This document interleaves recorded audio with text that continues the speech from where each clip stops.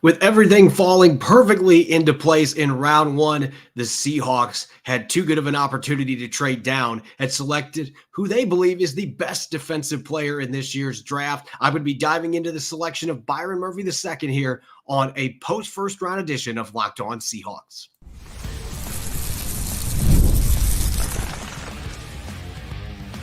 You are Locked On Seahawks, your daily Seattle Seahawks podcast.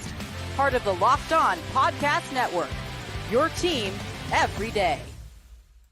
Greetings, 12. This is Corbin Smith, host of the Locked On Seahawks podcast, your daily Seahawks podcast, part of the Locked On Podcast Network, your team every day. A special thanks to all the 12s that are tuning in here on this late Thursday night, whether you're tuning in from nearby Linwood, Washington, or if you're over in Wellington, New Zealand. We greatly appreciate each and every one of you for making Locked On Seahawks your first listen 5 days a week. Going into today's first round, most expected the Seahawks were going to trade down from 16th overall and recoup picks, but instead the perfect player fell to them, and they simply couldn't pass up on the opportunity. I'll be breaking down Byron Murphy's fit in Seattle, taking a look at the possibility of the Seahawks maybe moving back into the second round using some future picks as part of their ammo, and of course, the best players available heading into day 2 of the 2024 NFL Draft. This episode is brought your way by Monopoly Go. I admit I have a competitive side, and it is a big fan of Monopoly Go, the mobile hit twist on classic Monopoly. Join your friends and download Monopoly Go now for free on the App Store or Google Play. Now for your lead story here on this Thursday edition of Locked On Seahawks, heading into Thursday night's first round in Detroit. Most expected that the Seahawks, who didn't have a second round pick coming into this draft, would be looking to trade down from 16 overall to recoup at least one pick on day 2. But then there was a historic start to this year's draft, a NFL record 14 consecutive picks made on offensive players, and that included 6 quarterbacks during the first 12 picks, Bo Nix being the last one picked by the Denver Broncos, Michael Penix going to the Falcons, the most surprising pick of the entire night at pick number 8, and then 4 quarterbacks that were selected in the top 10 picks away from Michael Penix. You had 5 quarterbacks go in the first 10 selections. And so what that did is it pushed all the really good defensive players in this draft class right into Seattle's lap. And fortunately for them, the player that John Schneider said after tonight's first round was their number 1 graded defensive player, Byron Murphy II, defensive tackle out of Texas, fell to them at number 16, and they quickly rushed in the card, even though they had multiple offers on the table from teams looking to trade up. In what Schneider said were some really strong offers, they weren't strong enough to pass up on a player that both he and new coach Mike Macdonald are really excited about. Take a listen to their post-draft comments on their newest addition to the defensive line. We had him, graded as the best defensive player in the draft, which, obviously you guys saw everyone saw all the offensive players going. Rare to see that. Very rare year, but high motor, high effort, great individual. 3 years, he's 21 years old. Got his degree in 3 years. Just up and down the line of scrimmage, pass rusher, TFLs, you name it. A lot of utility, a lot of variety, and to sit here and think that when we started it that we'd be able to acquire him was we'd be lying to. There's a lot. He just plays our style of football, really. I mean, and he's so talented. Versatility along the front. Plays such an aggressive player. Plays violently. Heavy hands for a guy like shorter stature. Flexible. Pass rush flexibility. You name it. But yeah, just really excited to have him. This shouldn't come as a surprise, especially those of you that have listened to this podcast. Byron Murphy II, he has been one of the players that we have been hyping up as a potential Seahawks selection. Both Rob Rang and I had him in our top 3 for the Seahawks on their big board heading into Thursday night's festivities. So this is a player that had a combine visit. He has been very much on the radar, and listening to John Schneider and Mike Macdonald today, it was to the point where John Schneider said he hasn't even talked to him in the pre-draft process because they were trying to wipe away some of that scent on the trail a little bit. They didn't want to look like they were too interested, but the coaching staff, the scouting department, they were all in on this kid. And so once you got past the first 12 picks and it was clear that no defensive players had been selected, the reality that Byron Murphy II could be available there for the Seahawks, it really did become a reality. And I don't think that, listening to John Schneider's words there, that was something they anticipated. They thought he was going to be long gone at that point. And so now you get to add him to the mix, and he's only 21. That's maybe the most exciting part about this. You have all these older prospects with the COVID rules, NIL, all those different factors. You've got a lot of older prospects in this draft class. Murphy was one of the young guns here and an early entrant after his junior season at Texas. We're talking about a player who only started 1 year for the Longhorns, but he got valuable snaps his first 2 years there. And you look at what he accomplished this past season. The traditional statistics don't jump out to you. He had 5 sacks. That was a career high for him. 8.5 tackles for loss, 45 pressures. But when you get beyond those traditional stats, Pro Football Focus, again, I think if you're looking at their grades, that's something that there's some semantics there. It's obviously there's going to be some subjectivity into a grading process. But if you look at raw numbers, you can get some really good information on players. And Byron Murphy finished in the top 5 among defensive tackles, the FBS level, in pressures. And he finished first in both pass rush win rate and their pass rush productivity rating. So we're talking about a guy that was consistently getting into the backfield. And as a former running back, of course, that excites me, being a former running back and running back coach myself. But he's got a background where he played linebacker and running back previously. You can see that quick twitch. He ran a 4.87 40-yard dash at the NFL Combine, had a 33-inch vertical at just a hair under 300 pounds. This guy is a freak athlete. And unlike some of the guys that we've seen test really well at the Combine, sometimes that doesn't show up on film. It absolutely shows up with Byron Murphy. You are looking at a player who splits gaps with ease. He's a very disruptive player, penetrating gaps, but he also is going to surprise you with how effective he is against double teams and being able to take on blocks. He plays bigger than 297 pounds. He's got a very strong lower body. He plays with violent hands. And since he's a little more short and compact, it actually helps him with the leverage aspect at the point of attack. So you're talking about a guy that played some nose tackle reps, even though he had a 366-pound Tavondre Sweat playing next to him. Most of those duties ended up going to the significantly smaller guy who just knows how to play with technique. His athleticism creates problems for centers and guards.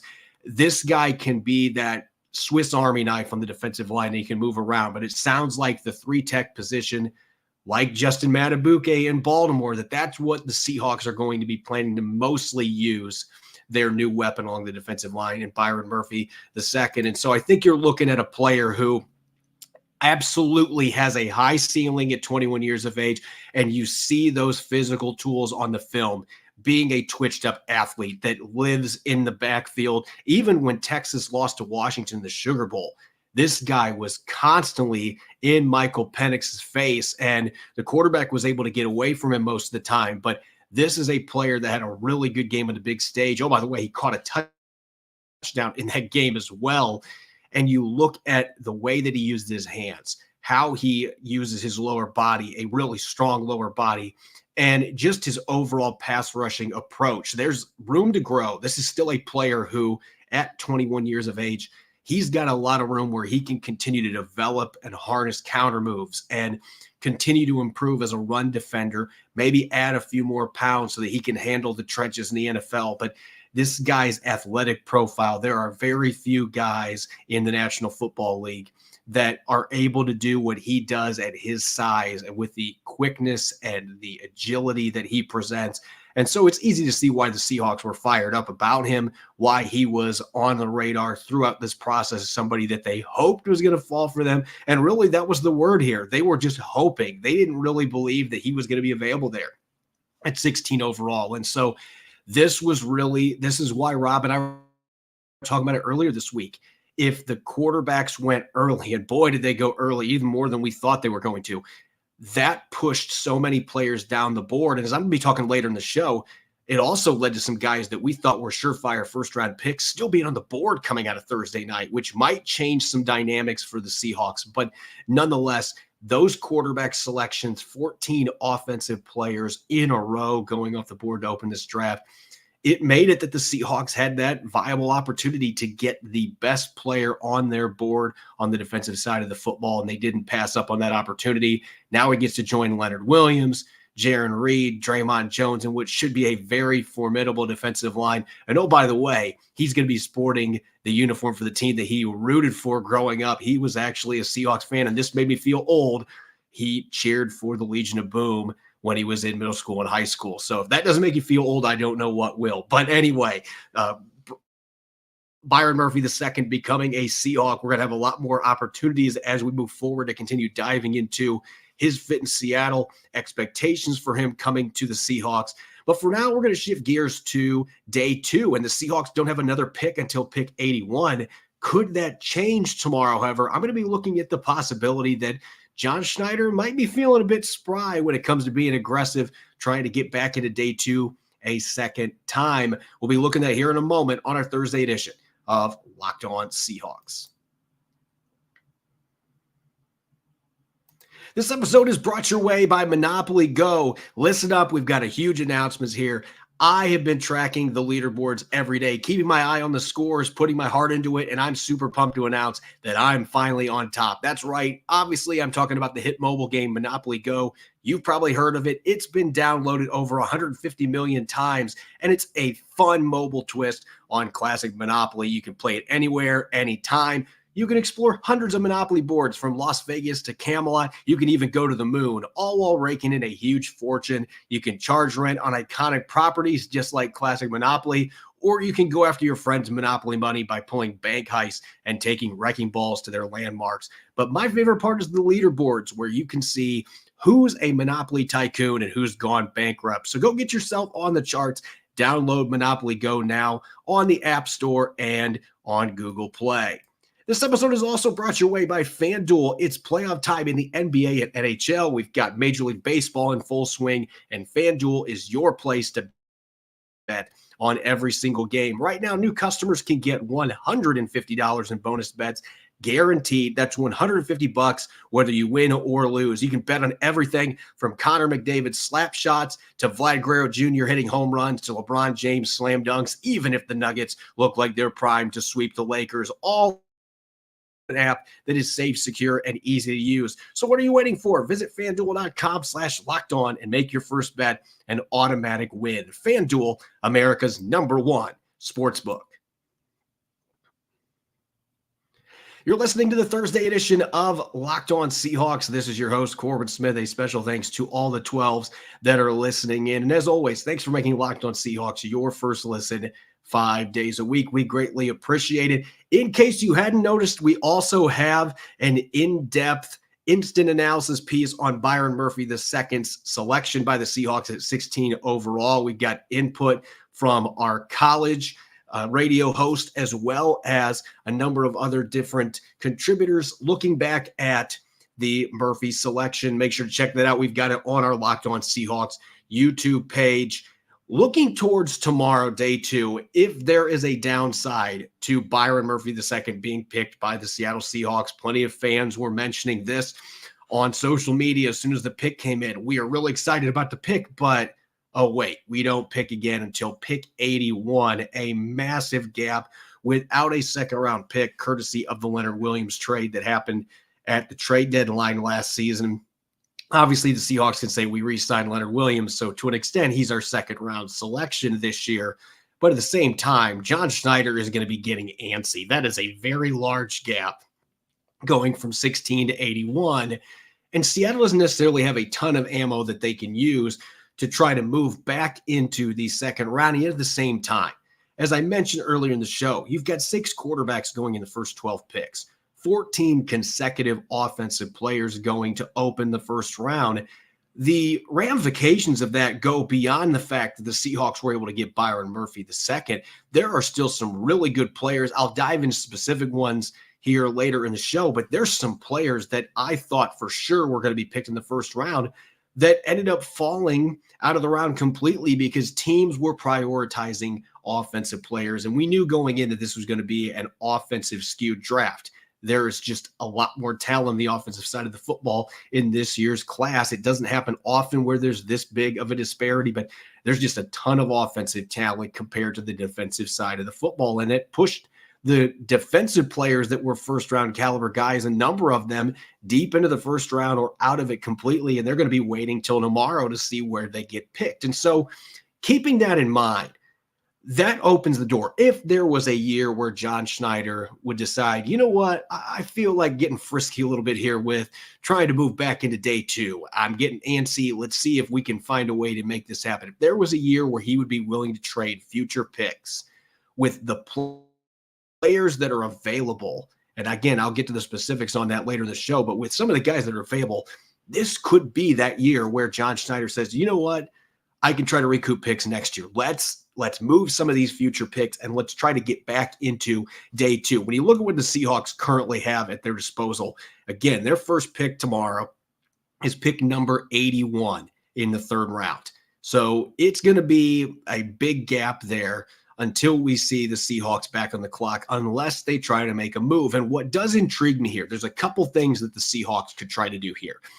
You could potentially package pick 81 and one of your 4th rounders. I would suspect that pick 102 is probably the one that teams would want. You could try to package those 2 picks and see if you could move up 20 spots or so. Maybe you can get into that very end of the 2nd round. Now that shortens how many picks that you have overall, but that might be able to get you back into that late 2nd round.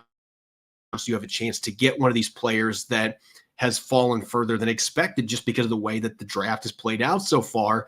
You could also do some packaging with some of those later day 3 picks, but you have to get more creative at that point. So I do think that's a possibility. Instead of investing picks from the future to make a deal happen, you could try to package a 3rd rounder and your 4th rounder. You're still going to be in a situation then, though, that you only are getting 1 pick on day 2. If John Schneider wants to have more than 1 selection, if he wants to get a 2nd rounder or just a 2nd, 3rd round selection, I think that he would have to get creative using future picks. And the Seahawks are already a little bit hamstrung when you look at their picks for next year, for 2025. They have their 1st rounder, they've got their 2nd rounder, they've got their 3rd rounder, they've got their 4th rounder, but they are missing a 5th because that was the other trade that was included in the Leonard Williams. That was the other pick that was included in the Leonard Williams trade. So they are already missing one of their native picks. They're only scheduled to select 6 times. There could be a couple of compensatory picks that are thrown in there. That is something to keep in mind, but they can't move those until they are awarded, and we won't know those comp picks until next spring. So it does create some interesting dynamics here. If you're John Schneider, and generally teams look at future picks being valued 1 round later. So a 2nd round pick for 2025, teams would probably view that as a 3rd round value for this year's draft. So you have to consider all those things. Is John Schneider going to be able to swing a deal where maybe he trades one of his picks in the 3rd or 4th round this year plus a future pick, maybe a future 3rd next year, to try to get back into the 2nd round? I think that that is going to be the key. If John Schneider wants to be aggressive and get a 2nd pick, he wasn't able to do that without trading down. Byron Murphy II is a very good football player. So I think they made the right decision there, sticking and picking, but there are some consequences to that. When you're not able to trade down to recoup picks, now you're going to have to get creative if you want that 2nd selection on day 2, and it's going to revolve around trading those future picks. It might even mean your 2nd rounder next year. On the flip side, and this is something that has been pointed out by a number of listeners today, if the Seahawks are going to be in the market for a quarterback next year, we don't know what that dynamic is going to look like. If you're trading away a 2nd or 3rd rounder for next year, you find yourself in the same spot that the Seahawks were in this season without a 2nd round pick. You don't have the ammunition that you need to be able to move up and try to get a quarterback if that's something that you want to do. So that is something John Schneider and his front office staff, Mike McDonald, they're all going to have to think about that long-term picture here too. Is it worth it for us to go up and get a 2nd round pick by trading away future selections and maybe some of our picks later in this draft to try to put together a package where we can maybe get our hands on another one of these really good players early you might not be able to go up and get the quarterback that you want because you suddenly don't have draft ammo. So there are a number of things that have to be considered from Seattle's perspective. But if there's a year where I think that John Schneider would be willing to do that, as we'll be explaining here in a moment, there are just too many good players right now that are still on the board. And that suggests to me that this could be a conversation behind closed doors that John Schneider, Mike McDonald and company are having. Do we try to move some of these future picks and see if we can get a second selection on day 2 in this draft class that has been set up favorably to get some pretty darn good talent on day 2. I'll get to the best players available going into the second and third round. That'll be coming up next here on our Thursday edition of Locked On Seahawks. This episode is brought your way by LinkedIn Jobs. When you're hiring for your small business, you want to have as many top-tier candidates as possible to interview. That's why you have to check out LinkedIn Jobs. LinkedIn Jobs has all the tools that you need to find the right professionals for your team faster and for free. Trust me, as a site manager who hires writers, LinkedIn Jobs has been my go-to for posting writing positions to make sure I land the top candidates, and it makes the process easy and seamless. LinkedIn isn't just another job board. They've got a vast network of more than 1 billion professionals, and that makes it the best place to hire. It's so easy, in fact, that 86% of small businesses get a qualified candidate within 24 hours. LinkedIn knows that small businesses are wearing so many hats and might not have time or resources to hire. Thankfully, with LinkedIn, this whole process is intuitive, it's quick, it's easy. LinkedIn Jobs helps you find the qualified candidates you want to talk to faster. Post your job for free at linkedin.com/LockedOnNFL. That's linkedin.com/LockedOnNFL to post your job for free. Terms and conditions apply. You're listening to the Thursday edition of Locked On Seahawks. I'm your host, Corbin Smith, going live after a thrilling first round of the 2024 NFL Draft. The Seahawks surprising some people by actually making their selection at number 16 overall and not trading down. That creates a little bit of an interesting dynamic, maybe a dilemma here for the Seahawks, because yes, you got the player that you were coveting on defense, but the price tag in this perspective, in this instance, is that now you only have one selection on day 2, and it's all the way back at 81 in the third round. So you've got this really large gap.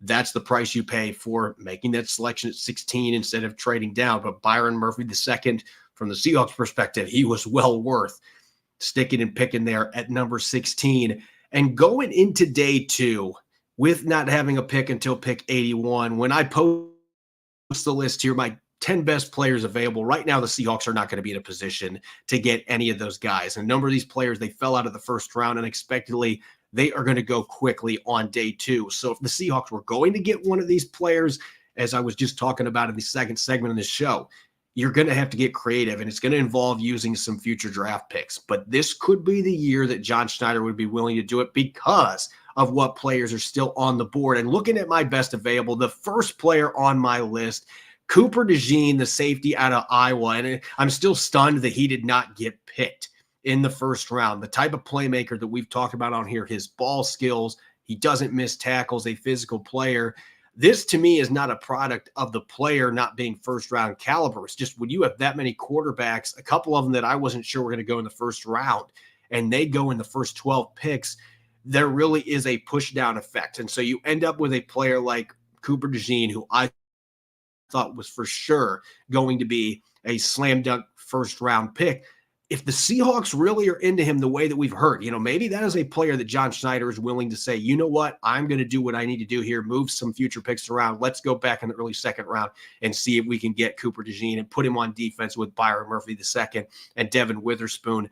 Maybe that's a player that they're looking at. And Jerzon Newton, with them picking Byron Murphy II, they're not going to be taking Jerzon Newton. They don't need another defensive tackle. That's another player that maybe health is something that's going into the fact that he hasn't been selected yet, but him falling out of the first round really surprises me as well. The Seahawks won't be looking to get him, but Cooper DeJean still being available, that might be the type of talent where John Schneider is having some conversations. Do we want to see if we can shift some future picks around, throw in a few of our picks later in this draft and see if we can get up there to get him?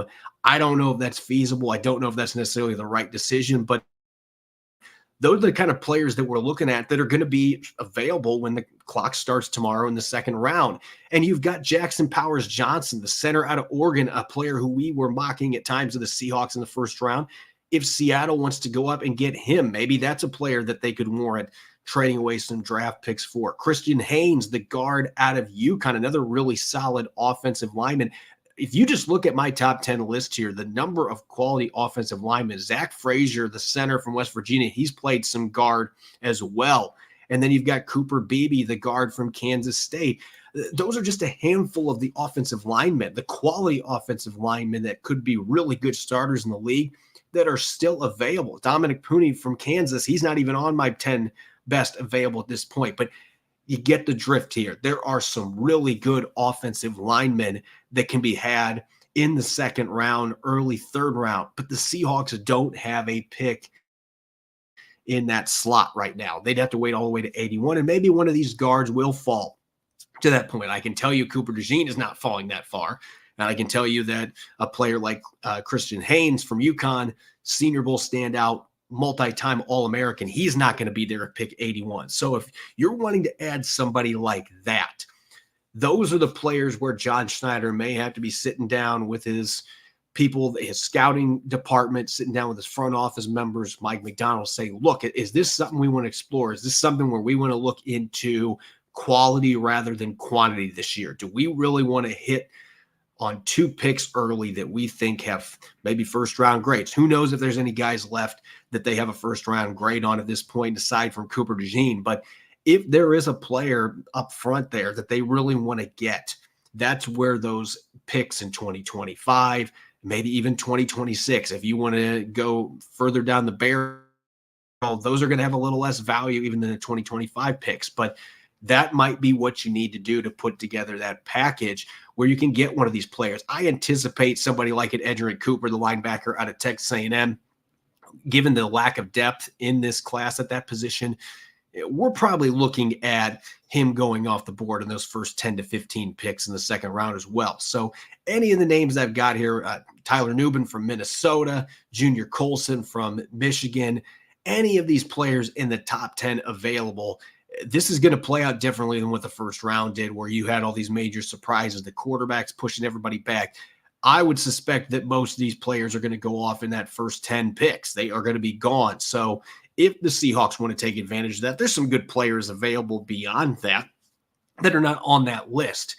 And Seattle may just decide, look, hey, we're not in a position that we can invest that kind of a price in terms of investment in future picks to be able to move up. They may decide to sit pat, but I just have a feeling that John Schneider is going to have a really hard time doing that, not just because this is one of the biggest gaps that he's had between picks in his entire time as general manager of the Seahawks, but I think just the way that this draft has unfolded at this point, some of the players that are still on the board going into day 2, more so than a usual draft, you've got some really damn good football players that are available for the taking right now. And so I just think there's going to be, I don't know if there's going to be a trigger finger, but there's going to be some angst here from John Schneider, just wanting to get back into the second round or at least the early third round to see if he can get another bite of the apple and see if he can bring in another impact early contributor from this draft class. And quite frankly, this class thins out a lot after the first 3 rounds or so. So if you're wanting to get instant contributors on offense or defense, the time to do it is on day 2, and only having 1 pick right now, that's got to be something that's eating at Schneider a little bit. So I would anticipate when you look at some of the players that are available there, I would be surprised if they're moving up into the first couple picks of the second round. That is going to be an expensive price tag. You might be looking at giving up your first round pick next year to do that. I don't see the Seahawks doing that to any player.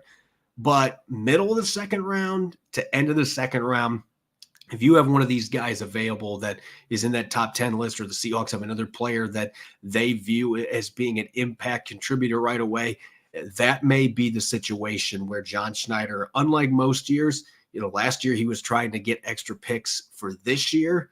If he's still viewing this draft in a similar light, then this certainly would be the class for him to try to get back in for that next pick, second pick in the second round or third round. So we'll have to see what happens here. But I will say this, I am intrigued to see what ends up transpiring, because as of right now, we're going to have to wait deep into day 2 before John Schneider has an opportunity to pick. And again, I'm not predicting it. I'm not saying that he is going to make a move to slide back into the second round or trade up, packaging some of their later picks.